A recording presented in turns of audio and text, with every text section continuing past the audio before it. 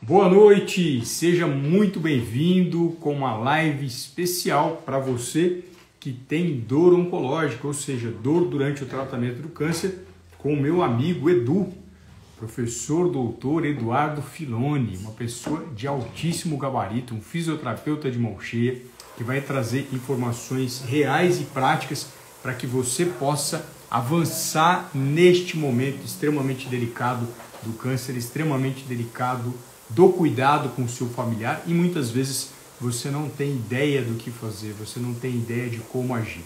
Então aqui, como sempre, trazendo os melhores profissionais da oncologia para somar no seu tratamento, para agregar no caminho mais rápido para a remissão, que é o meu desejo para cada uma das pessoas que foi diagnosticada com câncer, seja aqui no Brasil ou no mundo, como eu também tenho o privilégio de atender pessoas fora do Brasil também têm se beneficiado com o meu atendimento e com as dicas gratuitas, assim como essas que são colocadas nas redes sociais.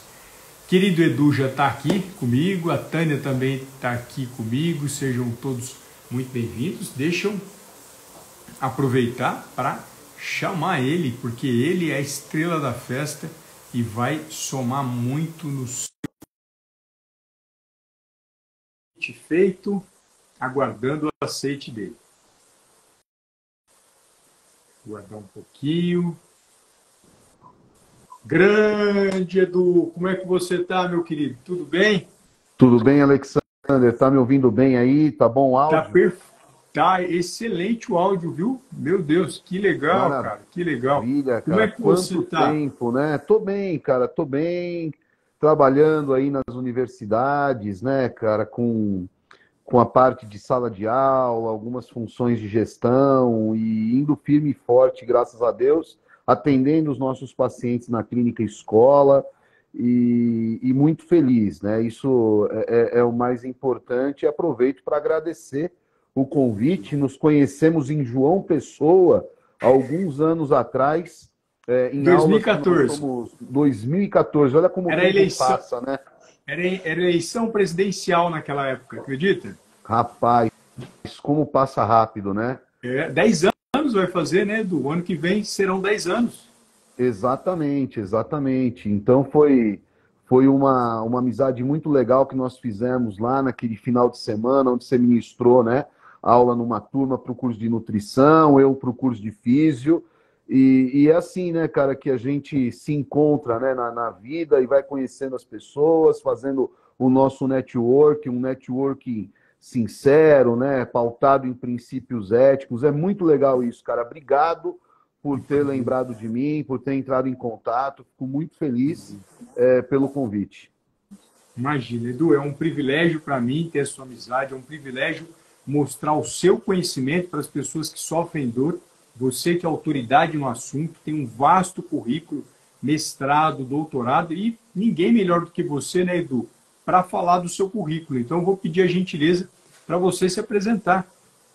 Vamos lá, eu sou fisioterapeuta de formação, me formei na Universidade de Guarulhos em 1998, então esse ano completo 24 anos de formado, 23 anos de formado, e eu sempre tive essa vontade, né, de ser professor.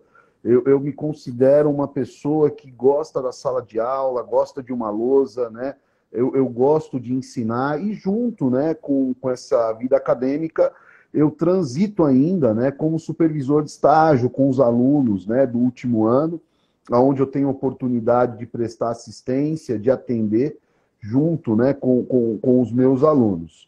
Nesse período, eu tive a oportunidade de fazer o meu mestrado e meu doutorado na Unicamp, concluí meu mestrado em 2009 e meu doutorado em 2013, e isso foi me abrindo portas também, né, em outras funções. Então, hoje eu sou avaliador do INEP, de cursos de fisioterapia, também do Conselho Estadual de Educação, aqui em São Paulo, né, as universidades municipalizadas, elas são autorizadas e as renovações de conhecimento são pelo Conselho Estadual, então eu também, em algumas situações, sou nomeado para fazer esse tipo de trabalho, né? Então, essa é a minha vertente. Atualmente, eu estou, na verdade, há 2 anos aproximadamente, eu estou me aventurando na parte empreendedora, né, para ter uma função aí independente das instituições, com treinamentos, né? Depois, no final, eu falo, né, dos canais de comunicação, falo mais um pouquinho dessa parte aí voltada para a parte empreendedora que eu estou desenvolvendo aí recentemente. Claro, e vai ser um grande prazer ouvir você, Edu, e quem estiver vendo a gente ao vivo, ou até mesmo gravado, eu vou deixar os seus contatos registrados na legenda dessa live, com o seu e-mail, com o seu blog, com o seu site. Então, as pessoas que quiserem, as pessoas que desejam ter uma oportunidade de ter um fisioterapeuta de mão cheia, vocês vão ter esse privilégio clicando ali na legenda, né? Você que está vendo gravado, clica ali na legenda que vai ter os contatos dele. E o Edu, sempre muito gentil, muito competente, com certeza vai trazer muita bagagem para você que está precisando. E falando dessa bagagem, né, Edu? A provocação da noite hoje é a dor, que é uma situação incapacitante para os pacientes, independente de ter câncer ou não. Claro que o meu foco é câncer, porque o meu público é esse. E muitas vezes os pacientes começam a falar: Ale, não estou aguentando, estou tomando morfina, estou tomando tramadol, estou tomando tramal, estou com restivo, estou fazendo isso e nada resolve. Minha mão formiga, eu sinto dor. Como é que o exercício, Edu, ele pode colaborar para a redução dessa dor? Explica para a gente, por favor. Bem, eu acho que é importante para a gente contextualizar, Lê, lembrar que há alguns anos atrás o repouso, né, ele era uma das principais indicações em situações de dor, né, independente do tipo de dor. E hoje a gente sabe que o repouso ele deve ser evitado, né? O repouso, Ale, ele leva a uma condição cinesiofóbica. A pessoa, geralmente, ela tem medo de realizar o movimento. A pessoa, ela, além do medo de realizar o movimento, acaba desenvolvendo até uma sensibilização central. Então, hoje, nós sempre estimulamos, né, o movimento precoce, a mobilização precoce. E o exercício, ele pode atuar de diversas maneiras. A gente sabe hoje que o movimento ele é muito importante para atuar na liberação de algumas substâncias endógenas que atuam no controle da dor. Lógico, a gente vai ter que discutir um pouquinho sobre tipos de dores, né? A gente vai ter que falar um pouquinho sobre situações e modalidades de exercícios, até porque existem várias modalidades disponíveis, mas, de uma forma geral, de fato, o movimento deve ser estimulado, sim, com critério, né, com parâmetros adequados, independente da população, esses parâmetros precisam ser levados em consideração. E eu vou além, né? O movimento ele vai atuar na liberação de substâncias que nós chamamos de opioides endógenos, opioides que são liberados pelo próprio organismo, né? Então, nós somos uma farmácia, né, que já liberamos uma série de substâncias que contribuem demais para uma série de ações. E com a dor não é diferente. Que legal, Edu. E quando você traz essa mensagem de que nós somos uma farmácia ambulante, ela fortalece exatamente aquilo que na nutrição nós fazemos, né? Porque eu forneço nutrientes para o paciente produzir a sua farmácia natural, os seus hormônios, os seus opioides, as suas endorfinas. Se eu estiver errando aqui nos termos técnicos, você me corrige porque você é autoridade. Então, eu acho incrível isso, né? O papel do nutricionista e do fisioterapeuta, os dois trabalhando para que a nossa farmácia natural funcione. E nós, ao longo desse tratamento, dependamos cada vez menos de chazinhos milagrosos, dependamos cada vez menos de remédios farmacêuticos que têm o seu papel, mas que não substituem o trabalho do fisioterapeuta. Estou certo, Edu? Você está certo. A partir do momento que o indivíduo que tem dor, ele desenvolve estratégias, por exemplo, para modalidades não farmacológicas, ele consegue, de uma certa forma, ou se livrar desses medicamentos, ou então, pelo menos, diminuir consideravelmente, às vezes até o uso contínuo, né? Quando a gente fala, por exemplo, do opioide exógeno, você citou, né, Ale, o tramadol, a codeína, a morfina, além dos efeitos colaterais e também de uma alta probabilidade de dependência, o paciente ele desenvolve uma tolerância a esses medicamentos, né? E isso faz com que a dose ela sempre seja reajustada e esses efeitos colaterais vão levando a um ciclo que vão trazendo outras complicações. Então, as modalidades não farmacológicas são inúmeras na área da nutrição, na fisioterapia, na psicologia, na educação física. Olha só, né, as áreas, as profissões aí que estão voltadas à área da saúde, quanto pode contribuir com modalidades terapêuticas não farmacológicas que contribuem para o controle da dor, que contribuem para a modulação da dor e, por que não? Se bem investigada, ela pode atuar na causa e isso pode contribuir para um período de remissão maior, né? Que existem muitos tipos aí de dores, a gente vai falar sobre tipo de dor, que ela tem essa característica surto-remissão, e isso precisa ser considerado também. Que legal. Edu, quando você fala, por exemplo, de dor e você é autoridade para falar nesse assunto, muitas vezes a gente tem dificuldade, acredito que o fisioterapeuta também, de saber qual que é a dor que aquela pessoa está sentindo, porque é algo individual, né? O que é dolorido para mim, talvez para você não seja, o que é dolorido para um paciente numa fase, para outro momento, ela não é. Como é que você faz para avaliar até o poder dessa dor, porque a dor é algo incapacitante, algo que pode levar a pessoa até a morte, dependendo da dor que essa pessoa sente. Como é que você avalia essa dor como fisioterapeuta? E aproveitando já o gancho que você já me deu a dica, quais são os tipos de dores que uma pessoa pode ter? Vamos lá. A história clínica, obviamente, ela é importante dentro desse processo. E junto com isso, a gente acaba fazendo uma abordagem no tipo de dor.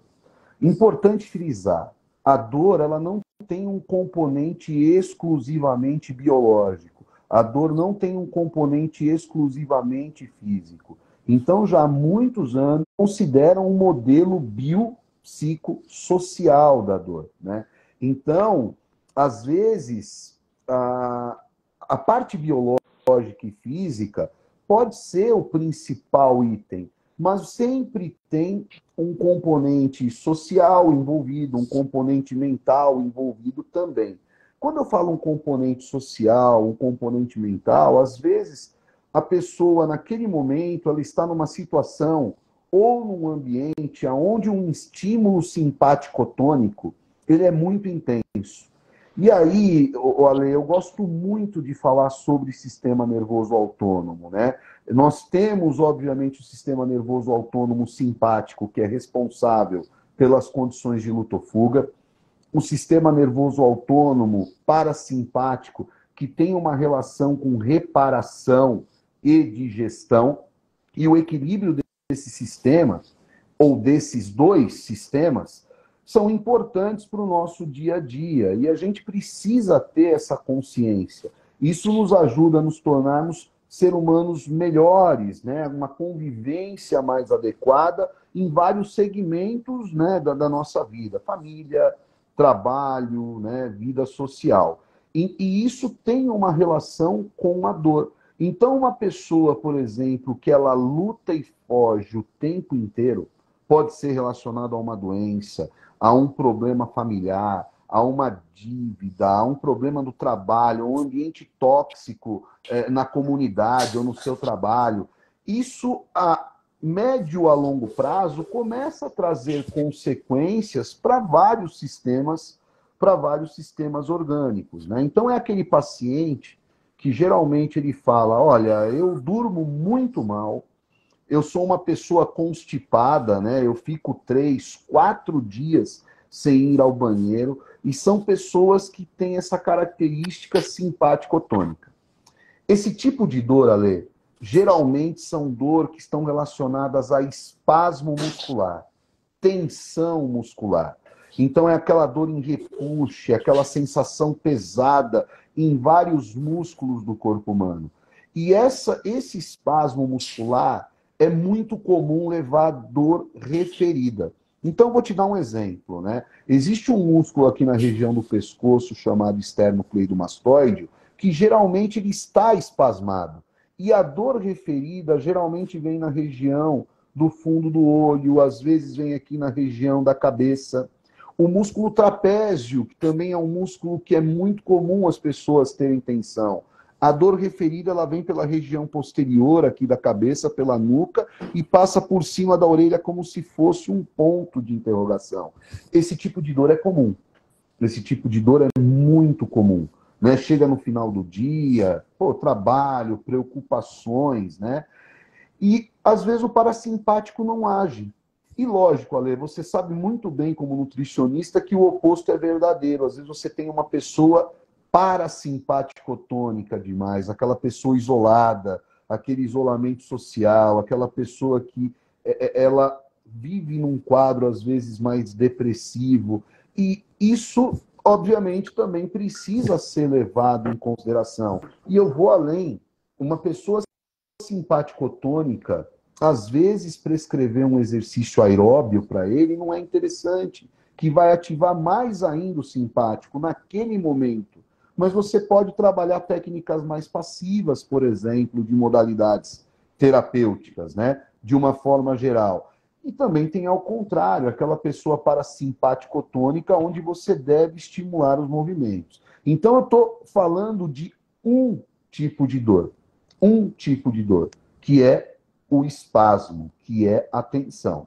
No paciente oncológico, Ale, existe uma dor chamada dor neuropática, conhecido também como dor neural. Então, quando você comentou no início da live, né, olha, o paciente, ele sente um formigamento na mão, ele tem alteração de sensibilidade, junto com isso vem perda de força, é um sintoma muito comum. Isso tem relação com a dor neuropática, que pode ter relação com síndromes compressivas, mas no paciente oncológico, a causa é a pós-químio ou o período de quimioterapia. Isso é um achado comum.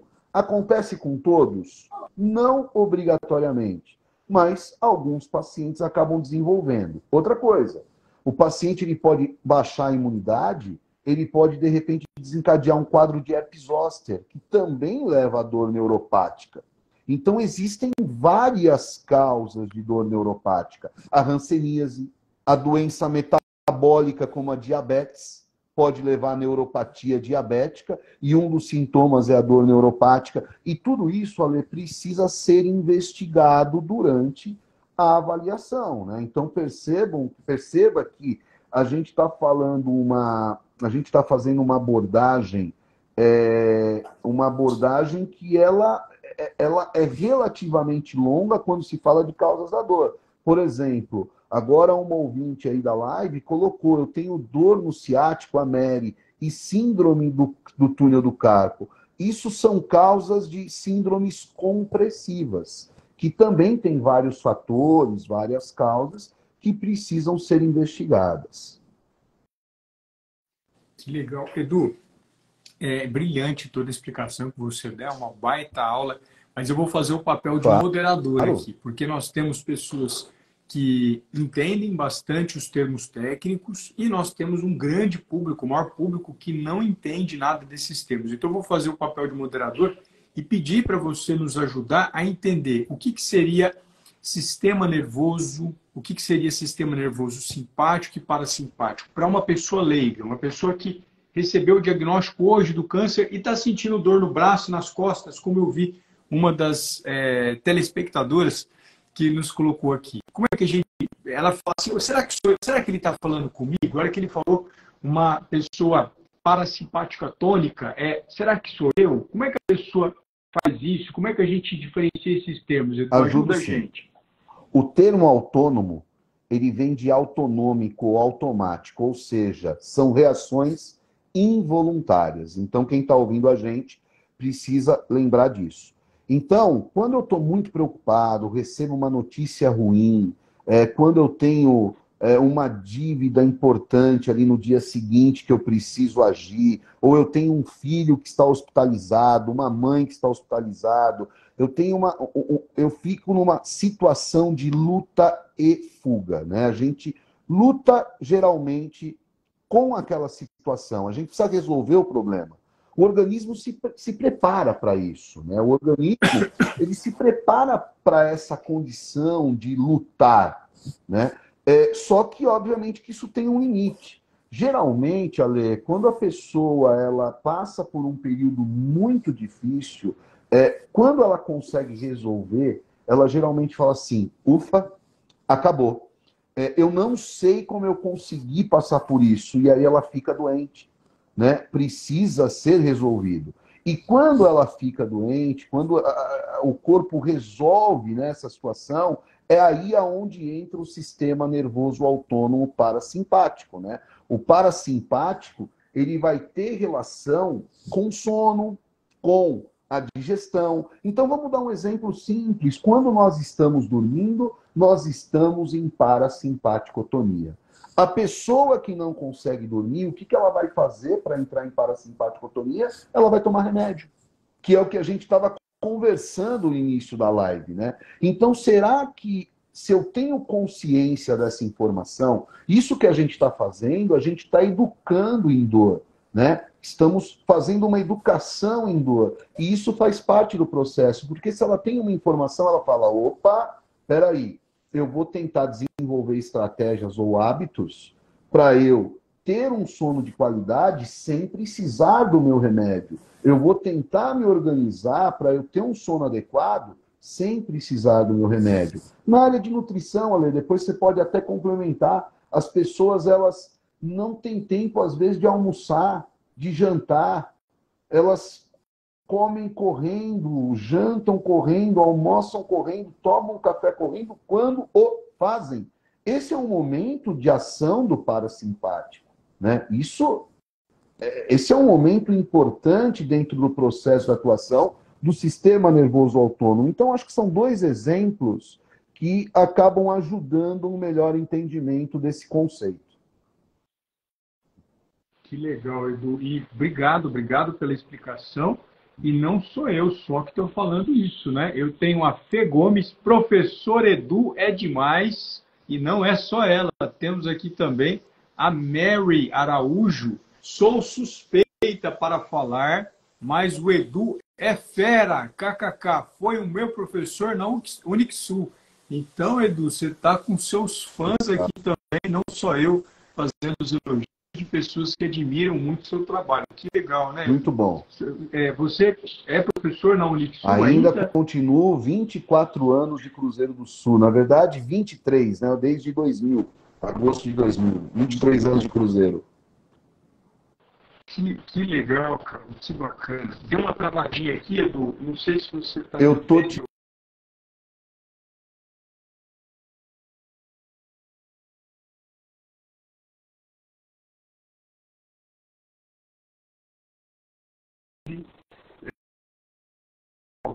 Voltou. Estou dessa forma. Voltou, Edu? Você está conseguindo me ver e ouvir? Tô sim. Ele deu uma travada, congelou a imagem, sumiu a voz, mas agora voltou. Que legal. Edu, sobre essa questão da neuropatia periférica, que é muito comum nos pacientes que fazem quimioterapia. Acho que é uma das dores que eu mais ouço dos meus pacientes. Eu tenho falado muito e vou aproveitar aqui para pedir um socorro para você. Eu fui na Decathlon um tempo atrás, que é uma loja de esporte, né, para quem não conhece. Essa loja ela vende umas rosquinhas que você pode apertar. E eu comprei. Essa rosquinha aqui, Edu, a pessoa que tem neuropatia periférica, é indiferente, ajuda, depende do caso. O que você me fala desses exercícios, ou bolinha de tênis? Você é autoridade no assunto, eu sou aqui o aprendiz? Conta pra gente. Vamos lá. Falando, por exemplo, desse exercício onde você tem, né, como se fosse uma rosquinha de borracha e você aperta, essa rosquinha, Ale, oferece uma resistência de oposição ao movimento, né? Então, nesse caso, você está flexionando os dedos, tá? Todos os dedos da mão e também você está fazendo um movimento com o polegar. Então, a ação, né, de força nesse caso é exclusivamente para os flexores de punho, né? Então, você faz um movimento resistido para os flexores de punho. Para uma dor neuropática, isso pode ser interessante, pensando que uma dor neuropática pode trazer uma diminuição da força muscular. Por que que isso acontece? O nervo, que é a estrutura, né, que é comprimida ou que é acometida pela dor neuropática, ela tem tanto fibras sensitivas quanto fibras motoras. Então, a perda de força é por conta do acometimento dessas fibras motoras, que tem relação com a motricidade, com a contração muscular. E as fibras sensitivas, elas têm uma relação com a sensibilidade térmica, tátil e dolorosa, que são sintomatologias bastante, né, bastante comuns. Então, quando a gente fala de dor neuropática, a gente tem como sintoma, geralmente, sensação de choque, é comum, alteração de sensibilidade tátil e térmica, diminuição de força muscular, e eu vou além. Se no trajeto desse nervo, às vezes é muito comum ter um trajeto de uma artéria associada, você pode ter um comprometimento vascular. E aí as pessoas podem apresentar palidez, cianose, né, que é comum desse comprometimento vascular. Que legal, incrível todos esses detalhes que você traz. E as pessoas que estão aqui assistindo estão com o privilégio de ver meu amigo Edu, professor Eduardo Filoni, que é mestre, é doutor em dor. Ele, por sinal, no final vai falar de um projeto novo que ele está fazendo. Os contatos dele estarão gravados aqui na legenda. Eu vou deixar para você entrar em contato por e-mail, ou pelo blog, ou pelo próprio site dele, que é um trabalho incrível que ele faz, ele educa. Eu vi uma frase outro dia, Edu, que é muito interessante. Existe a pessoa que sabe, a que sabe faz, e aquela que sabe faz e ensina, que é você. Você faz os três ao mesmo tempo, ensinando, educando as pessoas e trazendo as informações de melhor qualidade. E pensando nessa informação de qualidade, Edu, quando a gente fala da mão, a gente consegue comprimir, mas quando a gente fala dos pés para essa neuropatia, muitas vezes meus pacientes falam, Ale, eu não estou conseguindo colocar o pé no chão e andar, porque eu não sinto o chão. Exatamente como você descreveu aqui, a pessoa perde a força e perde a sensibilidade. Ele fala, parece que eu estou andando na nuvem, eu estou andando na água. Tem alguma dica, Edu, que poderia ajudar essa pessoa que sente que está andando na nuvem para se fazer com os pés? Ou depende de cada caso, é uma coisa muito específica? Depender do caso, né? O que acontece? As articulações, os tendões, eles têm também terminações nervosas, que pela neuropatia são acometidas. Então, isso que você está comentando, de uma maneira mais técnica, nós chamamos de perda de consciência do movimento, né? A pessoa tem uma perda sinestésica, perde ali a consciência. Então, Ale, existe modalidades que focam no equilíbrio e na coordenação. Então, eu acho que é importante a gente agora já entrar até nessa seara, que nós não temos apenas um tipo de exercício, né? Nós temos exercícios que focam em coordenação, equilíbrio, exercícios aeróbios que são importantes para melhorar, para otimizar a capacidade cardiovascular, e os exercícios de fortalecimento que otimizam força, resistência. Existe a possibilidade dos exercícios de flexibilidade, de alongamento muscular para músculos que estão com encurtamento. Então, é um mundo, né, de modalidades terapêuticas e de modalidades de exercícios, né, terapêuticos que são prescritos para essa condição. Então, pode ser, sim, explorado os exercícios de coordenação, os exercícios de equilíbrio. Eu queria abrir um parênteses, né? Até usando o trocadilho ou o exemplo que você deu da água, né? Existe a possibilidade de fazer exercício na água. O exercício na água é fantástico. Existem várias forças físicas que favorecem o movimento. Mas para o paciente oncológico, tem que ter um cuidado, principalmente durante a químio, e eu digo até durante de 90 dias, né? De 90 a 180 dias pós-químio, por conta da imunidade. Uma água quente, né, com 35, 36 graus, um ambiente que predispõe à infecção cruzada. Então, o ambiente aquático é um ambiente que o paciente oncológico, ele precisa mesmo discutir com o seu médico, né, que está fazendo acompanhamento, discutir com os profissionais aí das diversas áreas de saúde, se de fato é o melhor momento ou não para uma abordagem no ambiente aquático. Que legal, viu, Edu, essa reflexão, porque muitas vezes fala-se da importância do exercício, mas muitas vezes esquece que precisamos ter um cuidado especial, exatamente num paciente que tem um risco de ter uma imunidade muito baixa, que é o paciente oncológico. E aí, nesse momento que ele está com a imunidade muito baixa, que ele vai tentar resolver um problema outro, que não é o câncer, né, que são as neuropatias, e entra numa piscina contaminada, entra num local onde a piscina é muito fria, não é adequada para ele, e traz mais... Ele tem o câncer, a neuropatia, e adquire uma infecção, né? Então, que bacana, viu, Edu? Que bacana essa reflexão, esse olhar mais amplo, porque é disso que as pessoas precisam entender, né, Edu? Que não existe receitinha milagrosa, não existe caminhozinho fácil para se tratar a doença mais complexa que o ser humano diagnosticou, que é o câncer. Você vê dessa forma também, Edu? Vejo. Imagina o seguinte, você mostrou um exercício com a borrachinha, né? Com resistência de oposição. Eu posso fazer o mesmo movimento sem resistência de oposição. E esse movimento ele pode ser importante em alguma situação. Então, existe, por exemplo, uma abordagem onde a gente pode usar o movimento sem resistência de oposição. Vamos dar um exemplo? Vem um paciente que tem uma situação crítica aí, importante, de plaquetopenia, né? Então, o profissional vai lá analisar o exame de sangue, e quando vai lá nas plaquetas, observa que tem uma plaquetopenia, o número de plaquetas está muito abaixo do ideal. Poxa vida, será que vale a pena trabalhar impacto, resistência, né?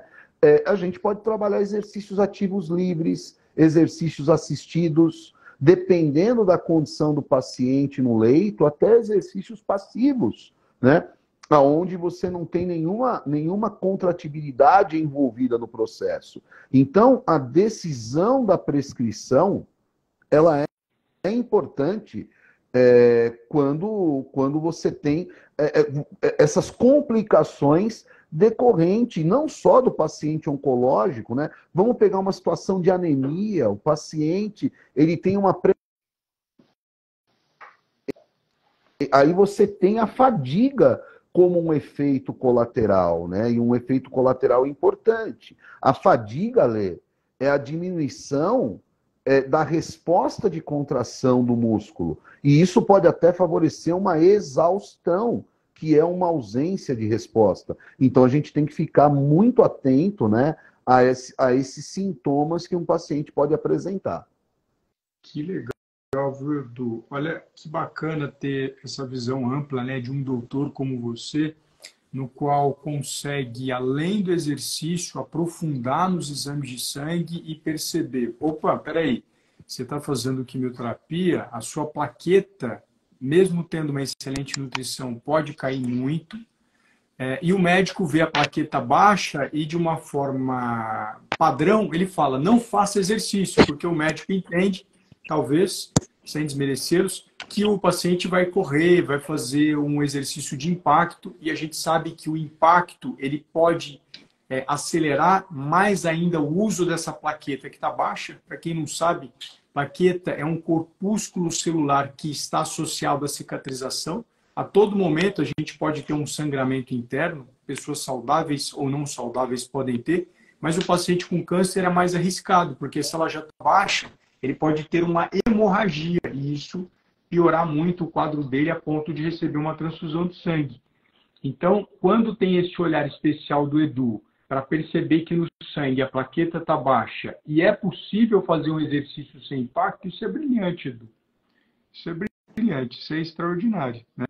E aí, além disso, você também trazer que, olhando para o exame de sangue, por exemplo, o hemograma, é possível a gente perceber que o paciente tem anemia e talvez uma anemia mais grave por conta de uma má alimentação ou por conta do próprio tratamento que está num ciclo bem intenso, que ele consegue fazer exercício fora do período dos ciclos da químio, porque a hemoglobina dele está legal. Mas quando ela cai bastante, aquela quantidade de exercício talvez precise ser oferecida de uma maneira mais leve, exatamente para ele não fadigar e desistir de tudo, né?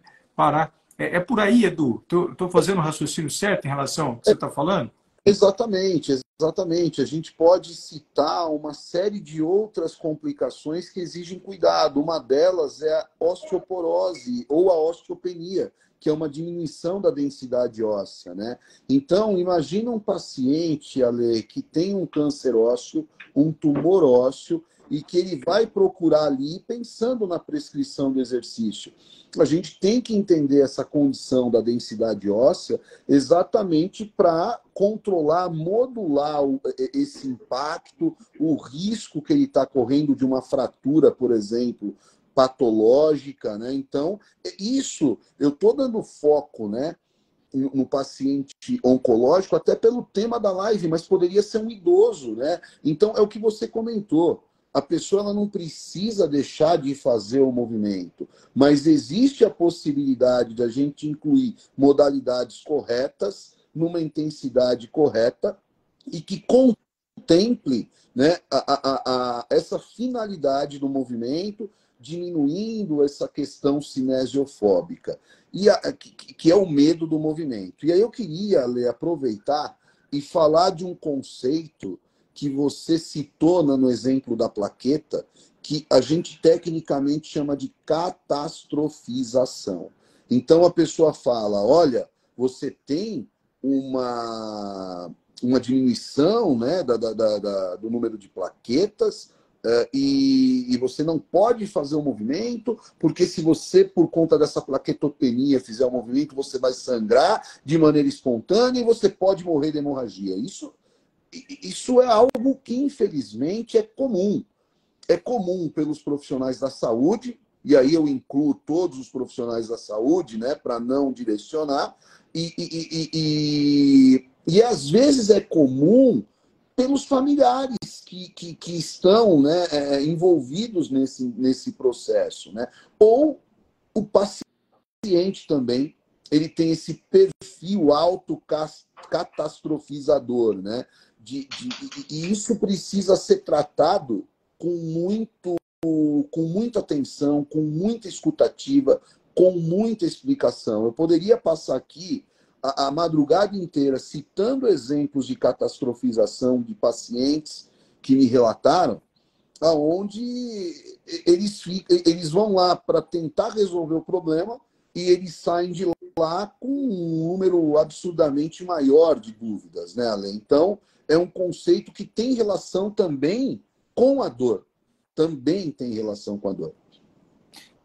Edu, que legal, né? Isso daí é muito importante, essa reflexão para a individualização, né? Porque muitas vezes a pessoa assistindo uma live, ela fala, não, é só fazer aquilo que eu ouvi na live que eu vou resolver. Em nenhum momento eu e o Edu temos o interesse de diagnosticar qualquer pessoa e muito menos substituir a orientação de fisioterapeuta, né, Edu?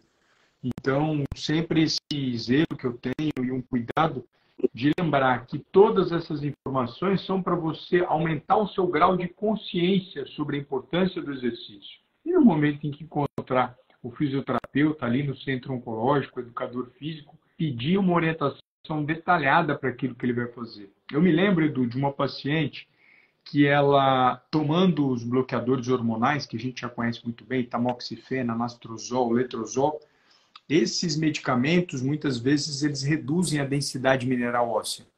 E mesmo você tendo uma boa ingestão de vitamina D, alimentação rica em vitamina A, uma alimentação proteica, muitas vezes essa pessoa pode sofrer fratura por conta do tipo de exercício. Então, eu tenho uma paciente que sofreu fratura porque o profissional que estava orientando ela não tinha mão específica na parte oncológica.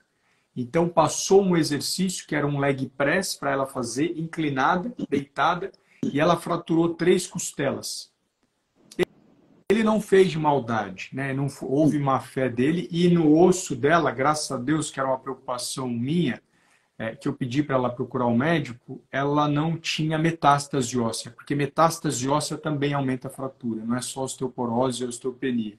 Graças a Deus ela não tinha, foi algo que conseguiu se reverter, mas ficou um alerta grande e um fortalecimento de que se você está com câncer, não é qualquer profissional que precisa cuidar de você, independente de ser nutricionista, educador físico, fisioterapeuta, essa pessoa precisa entender muito daquilo que está acontecendo, porque o dano que pode acontecer pode ser muito grave. Esse foi possível ser revertido, mas alguns danos durante o câncer no tratamento podem ser piores do que a própria doença. É por aí, Edu? Você pensa dessa forma?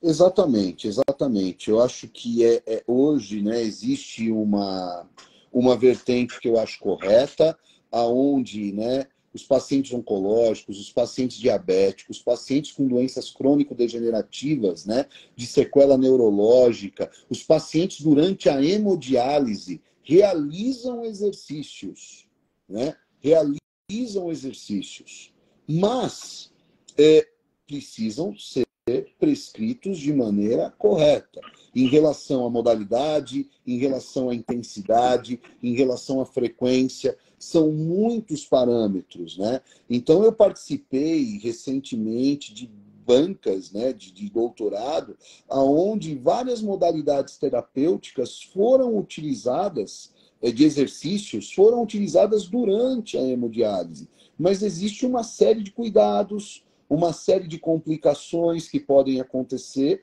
e que merecem atenção. E eu queria chamar também atenção para uma modalidade que é muito desconhecida, que é a eletroestimulação neuromuscular, como uma forma, né, de induzir a contração do músculo por meio de uma corrente elétrica terapêutica. Então, existem aí várias possibilidades. E, de fato, Ale, pode ser que em algum momento exista até uma contraindicação para esses movimentos, né, que geram contratibilidade, contração do músculo. E aí a gente tem que partir para uma técnica exclusivamente passiva, né?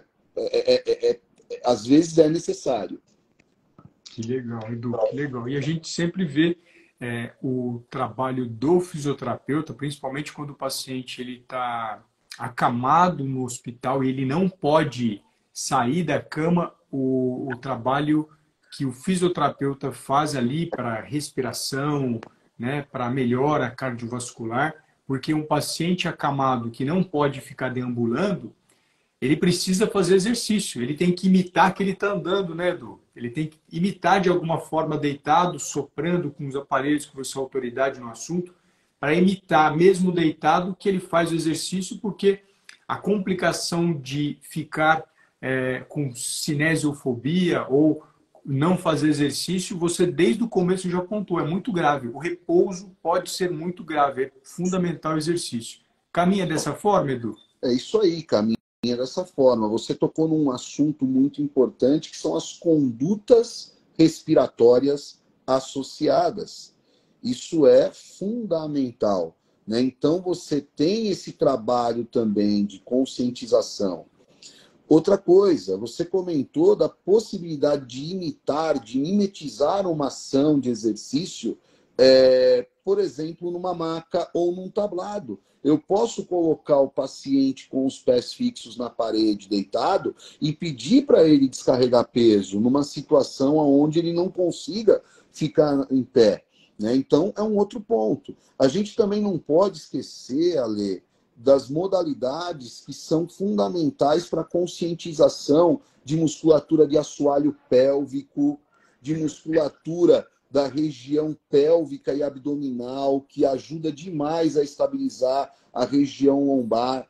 Então, hoje tem o Pilates, os exercícios de core, as estabilizações segmentares, né? Então, olha só o mundo de possibilidades de prescrição que existe, né, para esse foco terapêutico. Que legal. Edu, você falou 3 nomes. Eu ouvi o Pilates, exercício de core e depois tem um terceiro. Estabilização segmentar. Conta para a gente um pouquinho, para a pessoa que nunca ouviu, o que é o Pilates, o que é o core e essa segmentação que você acabou de falar. Vamos lá. Por favor. O Pilates é uma modalidade que foi desenvolvida, né, por um profissional, isso lá na década de 50, chamado Joseph Pilates. Ele trabalha com vários aparelhos de mecanoterapia, onde a pessoa ela pode ficar deitada, ou ela pode ficar em pé, ou ela pode ficar sentada. Existem vários aparelhos, e esses aparelhos eles oferecem resistência de oposição ao movimento. Então, eles oferecem uma sobrecarga durante o movimento. Então, o Pilates ele envolve trabalho de força, trabalho de flexibilidade, né, também para ganho de amplitude, e é uma vertente, vou dizer assim, um conjunto de técnicas que ela é relativamente nova, né? A gente não ouvia na década de 90. Eu não lembro, né, na década de 90, quando eu estudava, quando eu estava na universidade, essa abordagem sobre o Pilates. Então, ela é uma técnica que ela é antiga, foi desenvolvida há muitos anos e hoje no Brasil existem muitos profissionais envolvidos no processo. Dentro do Pilates, Ale, é possível trabalhar com estabilização segmentar ou fazer estabilização segmentar, por exemplo, em exercícios com bolas, ou mesmo exercícios onde a pessoa esteja sentada ou deitada. Esses exercícios, eles são importantes para contrair também a musculatura de assoalho pélvico, que ajuda demais no processo de incontinência, ajuda bastante a estabilizar a musculatura lombar. Então, a incontinência urinária, ela pode ser uma consequência de um déficit de conscientização dessa musculatura de assoalho pélvico, né? Principalmente em situações de bexiga hiperativa. Existe também, Ale, a tendência da neuropatia. Como eu falei que a neuropatia leva à perda de força, às vezes você pode ter uma neuropatia que leva a uma perda de força nesses músculos do assoalho pélvico. E isso pode contribuir para essa perda urinária. É algo que é muito comum, tá? Na prática clínica, essa sintomatologia. Cortou o áudio, Ale, não estou te ouvindo. Edu, o exercício de core, como é que é, resumidamente, o exercício de core? O exercício de core são exercícios que eles vão atuar na musculatura, principalmente abdominal. Então, existem vários músculos abdominais, e o exercício de core, eles acabam atuando nessa musculatura da região abdominal. É o foco, né, na prescrição. Que legal. Muito obrigado, viu, Edu, pela brilhante apresentação. E deixa eu aproveitar aqui, ó, um colega seu, o físio Herbert, acho que eu pronunciei certo. Professor Eduardo, gostaria de saber sobre o eletrodiagnóstico no caso de pacientes oncológicos com fragilidade óssea. O que você falaria para ele? Vamos lá. O Herbert foi meu aluno numa pós-graduação em Salvador. Um abraço aí para o Herbert. O eletrodiagnóstico é um exame que ele é interessante para verificar a integridade do nervo periférico. Ele não vai ter uma relação com a fragilidade óssea. A fragilidade óssea ela vai ter uma relação direta com um exame chamado densitometria, pelo menos é o mais comum, tá? Então, o eletrodiagnóstico, Ale, ele é um exame onde é construído a curva da tolerância da pessoa, por exemplo, para fazer um movimento. Então, uma pessoa... Eu vou tentar dar um exemplo claro aí para ficar mais fácil o entendimento. A pessoa que tem fraqueza, por conta de uma dor neuropática, ela vai ter mais dificuldade de gerar a contração. E essa fraqueza é diferente de um paciente para outro, né? Tem paciente, por exemplo, que tem uma secção completa do nervo.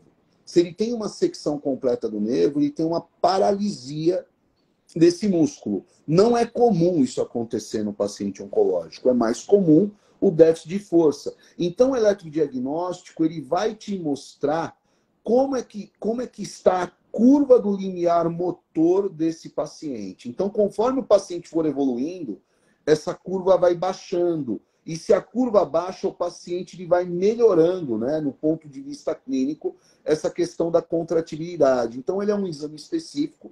Tem alguns aparelhos que são capazes de construir essa curva, mas ele tem relação com o nervo periférico e não com o osso. Que legal, Edu. Brilhante essa abordagem sua. O físio Herbert de Salvador, que é seu aluno, colocou: professor Eduardo, sempre brilhante. Gratidão por tudo, meu mestre. Então, Edu, quero agradecer muito você pelo seu tempo, pela sua disponibilidade, pela gentileza com que você navega dentro dessa área que é brilhante, que é fisioterapia. E quero aproveitar muito para que você possa falar sobre o projeto que você está desenvolvendo, falar dos seus contatos, se você quiser também deixar aqui gravado. Eles ficarão gravados na legenda dessa live. O espaço é todo seu, Edu. Ale, obrigado. Eu que agradeço o convite. Então, eu vou passar aí os contatos, né? Eu tenho um site chamado eduardofilone.com.br.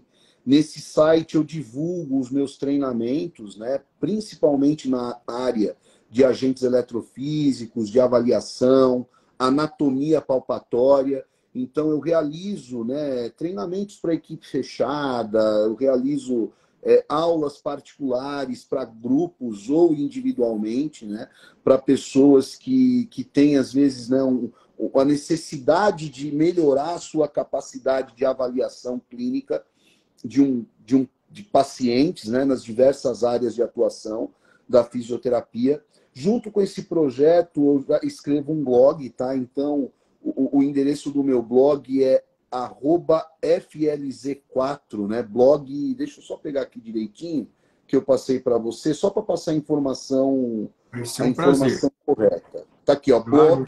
blog.flz4.com.br. Então, nesse blog, eu tô conseguindo escrever pelo menos 3 artigos por semana. Então, tem lá um monte de artigo que fala da parte de termorregulação, agentes eletrofísicos, curiosidades da anatomia humana, né?